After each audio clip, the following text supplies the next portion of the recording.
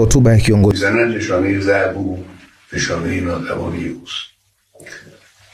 مطلب آخر هم این که اخیراً رئیس جمهور آمریکا زبان به تهدید گشوده، ما رو تهدید میکنه، هم تهدید میکنه هم با یک بیان سخیف و غیر قابل قبولی از ملت ایران صریحاً میخواد که بیایید تسلیم من بشید. Hii ni hotuba ya kiongozi mkuu wa Iran Ayatollah Ali Khamenei wakati alipokuwa akimjibu rais wa Marekani Donald Trump kuhusu kuingilia vita vinaendelea kati ya Israel pamoja na Iran. Lakini kabla ya kufanya mashambulizi yalioondoa uhai wa kiongozi mkuu nchini Iran Ayatollah Ali Khamenei, hii ilikuwa ni hotuba rasmi ya rais wa Marekani Donald Trump. Finally, to the great proud people of Iran, I say tonight that the hour of your freedom is at hand. Stay sheltered. Don't leave your home. It's very dangerous outside. Bombs will be dropping everywhere. When we are finished, take over your government. It will be yours. Hapa alieleza kwa undani ya kwamba operation imelenga katika maeneo muhimu ya Iran na atahakikisha Iran pamoja na serikali yake haimiliki nyuklia. Sasa Iran, Israel pamoja na Marekani isontofahamu inawachanganya wanasiasa pamoja na wachambuzi wa siasa za kimataifa. Maswali yao ni je, mgogoro wake ulianzia wapi? Na ni nini hasa kilipelekea ukinzani baina ya mataifa hayo? Ukizingatia ya kwamba Marekani inaonekana kuwa mbali kabisa na ukinzani huo. Kufahamu kiini hasa cha mgogoro wa Israel, Iran pamoja na Marekani. Maandalizi wa makala haya ni Flowin Vitus. Mimi ni Emmanuel Goodluck.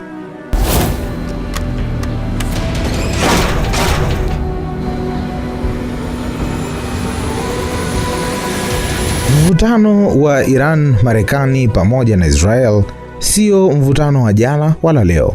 Ni mgogoro uliojengwa juu ya historia ndefu ya siasa, mapinduzi, mafuta, dini pamoja na maslahi ya kimataifa. Lakini ili kuelewa chanzo chake, lazima kurudi nyuma kwa karne kadhaa katika historia ya taifa la Iran. Nchi ambayo leo inajulikana kama Iran, hapo zamani ilifahamika kama Persia. Ustaarabu wa Persia ulikuwa ni miongoni mwa ustaarabu wa kale zaidi duniani, ukianzia zaidi ya miaka 2500 iliyopita katika eneo la kusini lililofahamika kama Persia. Persia lilikuwa ni jimbo la kusini ambalo ndicho kiini sahihi cha Persia, ambayo kwa sasa ndilo taifa la Iran. Hivyo mpaka kuitwa Iran ya sasa ilianza kufahamika kama Persia.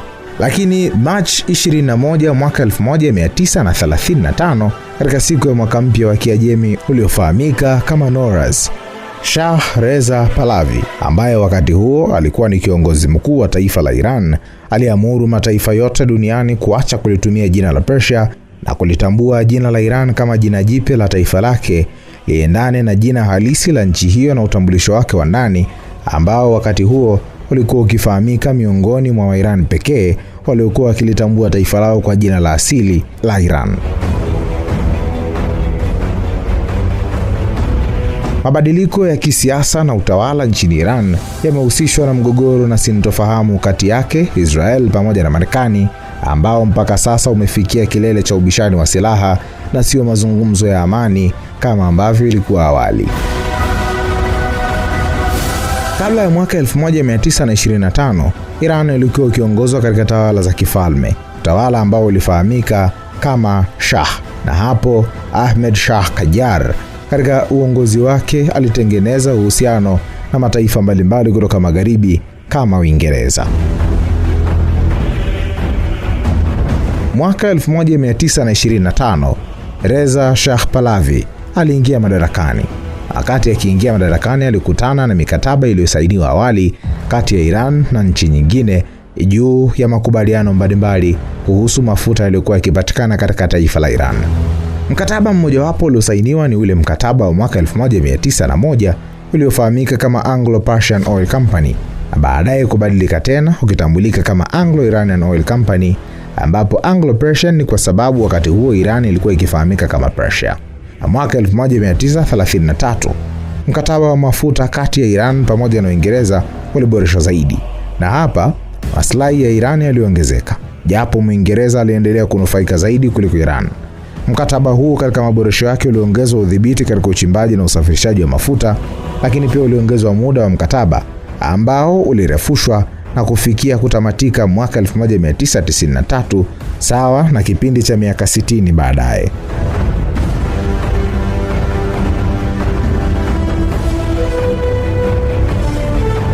Reza Pahlavi baada ya muda kupita alishtuka na aliagiza kupitiwa upya kwa mkataba huo ambao aliamini kuna baadhi ya mambo hayapo sawa ndani ya mkataba. Kutokana na hilo, Uingereza nao wakashtuka. Wakati wa vita ya pili ya dunia, Uingereza iliungana na Urusi kupinga utawala wa Reza, huku wakimtuhumu kiongozi huyo kushirikiana na aliyekuwa kiongozi wa Ujerumani Adolf Hitler kufanya uhalifu. Na baadaye mwaka 1941 Uingereza na Urusi waliungana kuishambulia Iran ili kuondoa utawala wa Reza Shah Pahlavi, na hakika jambo lao lilifanikiwa. Shambulio hilo lilimuondoa madarakani Reza, na nafasi yake ilichukuliwa na mwanae aliyeitwa Mohammad Reza Pahlavi mwaka 1941, na huyu aliingia madarakani akiwa mshirika wa Marekani pamoja na Uingereza. Kwa hiyo mapinduzi ya kumuondoa baba yake Reza Shah Pahlavi ulikuwa ni mkakati wa Uingereza na Marekani ili kuendelea kunufaika na mafuta yanayotoka katika taifa la Iran. Baadaye mwaka 1951 kuliibuka mzalendo mwingine ndani ya taifa la Iran, ambapo bunge la Iran lilimchagua Mohammad Mossadegh kuwa waziri mkuu katika taifa la Iran, ambapo mara tu baada ya kuingia madarakani Mossadegh alitaifisha makampuni ya Uingereza yaliyowekeza katika kusafirisha na kuchimba mafuta ya Iran ambayo yalinufaika zaidi kwa mujibu wa mkataba wa mwaka 1901, na nyuma ya hapo na Uingereza na Marekani walikuwa wakinufaika na mkataba huo wakaathirika rasmi. Mossadegh alienda mbali zaidi, akaitaka Iran iongozwe kwa demokrasia, lakini pia alitaka kupunguzwa kwa muda wa utawala wa mfalme, na baadaye akajikuta akikinzana na serikali iliyopo madarakani chini ya mfalme Mohammad Reza Pahlavi. Na nchi za magharibi hazikupenda uwepo wa Mohammad Mossadegh kama waziri mkuu ndani ya taifa la Iran, maana alionekana kuwa kikwazo cha waziwazi katika harakati zao za kibiashara, na zilianza kutafuta namna rasmi ya kumuondoa katika kiti chake cha waziri mkuu.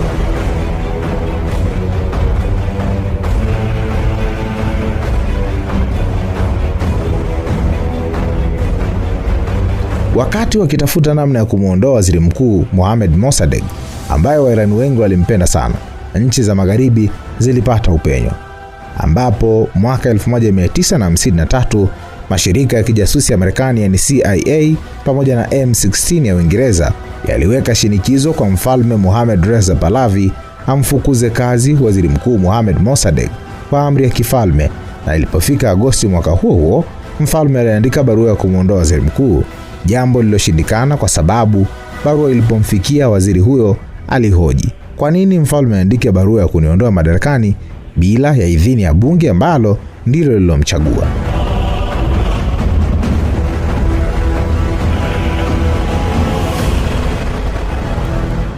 Kwa hofu ya kutiwa nguvuni na kuondolewa madarakani na nguvu ya waziri mkuu Mohammad Mossadegh, mfalme Mohammad Reza Pahlavi alikimbia nchi hiyo, na hapo CIA na M16 yatengeneza njia nyingine ya kumpindua waziri huyo, ambapo waliamua kutumia njia ya kufadhili maandamano kwa honga wanasiasa pamoja na maafisa wa jeshi, ambapo operesheni hiyo ilibatizwa jina la Operation Ajax. Hatimaye ilifanikiwa kumuondoa madarakani Mohammad Mossadegh katika kiti cha waziri, na mfalme akarejea rasmi katika kiti chake kutoka mafichoni. Haikuishia hapo. Mapinduzi ya Iran ya mwaka 1979 yalichochewa na chuki za mlengo wa kushoto, ambapo utawala wa Shah yani mfalme ulishukiwa kuwa mshirika wa Marekani, na mapinduzi ya waziri mkuu Mohammad Mossadegh ya mwaka 1953 yaliongeza chuki na kufanya utawala wa Shah yani utawala wa kifalme kupigwa vita na wananchi wa Iran.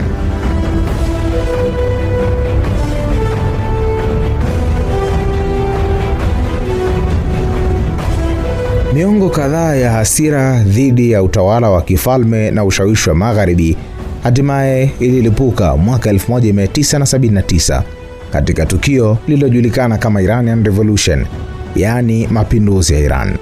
Mapinduzi yaliyoongozwa na kiongozi wa kidini Ayatollah Ruhollah Khomeini. Baada ya mapinduzi hayo ya Iran, utawala wa kifalme uliondolewa madarakani. Iran ikawa rasmi Jamhuri ya Kiislamu na mahusiano baina ya Iran na Marekani yakavunjika kabisa, ambapo mwaka huo huo ulitokea tukio lilojulikana kama Iran Hostage Crisis, ambapo wanaharakati wa Iran walivamia ubalozi wa Marekani mjini Tehran na kuwashikilia mateka wanadiplomasia wa Marekani kwa zaidi ya siku 444. Tukio hili lilifanya uhusiano kati ya Iran na Marekani kuwa katika hali mbaya zaidi.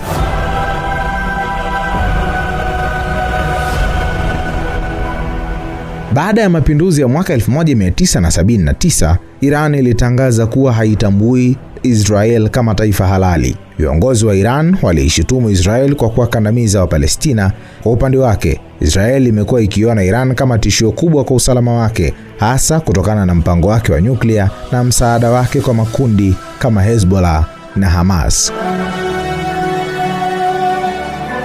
Kwa miaka mingi sasa, mgogoro mkubwa kati ya Iran, Israel na Marekani umejikita katika mpango wa nyuklia wa Iran. Mataifa ya Magharibi yanaamini kuwa Iran inajaribu kutengeneza silaha za nyuklia, wakati Iran yenyewe inasema mpango wake ni kwa ajili ya uzalishaji wa nishati ya umeme.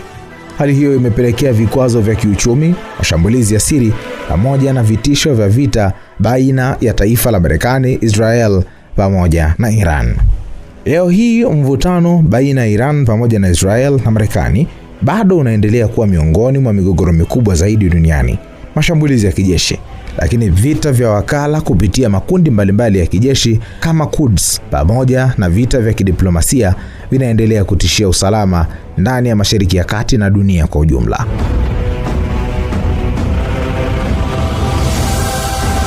Mwaka 2015, Iran ilifikia makubaliano ya kimataifa ya nyuklia yaliyojulikana kama JCPOA, yaliyolenga kudhibiti mpango wake wa nyuklia kwa kubadilishana na kuondolewa kwa vikwazo vya kiuchumi. Hata hivyo, mwaka 2018 Marekani ilijiondoa kwenye makubaliano hayo na kurejesha vikwazo vikali dhidi ya Iran, ambapo baada ya hatua hiyo Iran ilianza tena kuongeza kiwango cha utajiri wa uranium, hali iliongeza hofu ya uwezekano wa Iran kutengeneza silaha za nyuklia. Mwaka 2025, mvutano baina ya Israel pamoja na Iran ulifikia kilele baada ya Israel kufanya mashambulizi ya ghafla dhidi ya vituo vya kijeshi na vya nyuklia ndani ya taifa la Iran, ambapo mvutano huo ulijulikana kama vita ya siku 12. Katika mashambulizi hayo, Israel ilishambulia zaidi ya vituo 100 vya kijeshi vya nyuklia, ilishambulia viongozi wa kijeshi na wanasayansi wa nyuklia wa Iran ambao waliuawa, ambapo Iran ilijibu kwa kurusha mamia ya makombora na ndege zisizo na abiria, yani drone, kuelekea Israel. Baada ya siku 12 za mapigano makali, Marekani iliingilia kati na kusaidia kupatikana kwa makubaliano ya kusitisha vita, lakini vita vilisitishwa ingawa mvutano haukuishia hapo. Mwanzoni mwa mwaka 2026 hali ilianza kuwa mbaya tena. Marekani ilianza kupeleka maelfu ya wanajeshi na silaha nyingi Mashariki ya Kati, huku Israeli ikiendelea kuonya ya kwamba Iran ilikuwa karibu kutengeneza silaha za nyuklia. Hatimaye tarehe 28 Februari mwaka 2026, Israel pamoja na Marekani zilianzisha operation kubwa ya kijeshi dhidi ya Iran iliyojulikana kama Operation Lion's Roar. Mashambulizi yaliyolenga vituo vya nyuklia, vituo vya makombora, miundombinu ya kijeshi pamoja na viongozi wakuu wa Iran. Katika mashambulizi ya mwanzo, viongozi kadhaa wa juu ya Iran waliuawa, akiwemo kiongozi mkuu wa Iran Ayatollah Ali Khamenei, kulingana na taarifa za kijeshi.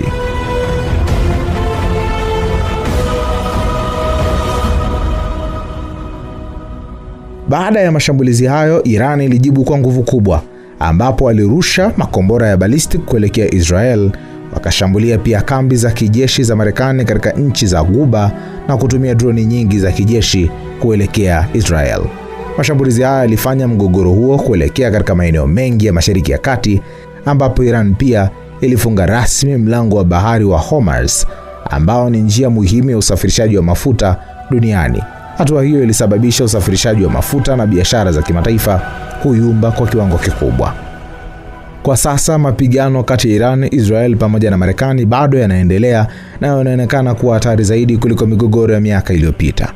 Ripoti zinaonyesha Marekani na Israel zimefanya maelfu ya mashambulizi ya anga dhidi ya taifa ya Iran, lakini Iran imeendelea kurusha makombora na drone katika maeneo mbalimbali Mashariki ya Kati, na maelfu ya watu wameuawa na kujeruhiwa katika maeneo tofauti. Mgogoro huu pia umeanza kuiathiri dunia nzima kwa sababu bei za mafuta zinapanda katika maeneo tofauti na usafiri wa meli katika Ghuba ya Uajemi umepungua kwa kiasi kikubwa. Baadhi ya mataifa pia yamefunga anga zao, huko safari za ndege katika maeneo mbalimbali zikizuiwa, na uchumi wa dunia unaendelea kuwa katika hatari kubwa kutokana na mgogoro unaoendelea baina ya Marekani, Iran na Israel.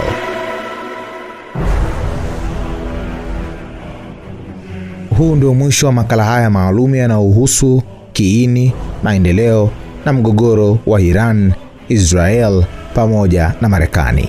Kwa taarifa zaidi, makala, uchambuzi, endelea kuzipata kutoka kwetu IREM TV. Mwandalizi wa makala haya ni Flowin Vitus. Mimi ni Emmanuel Goodluck.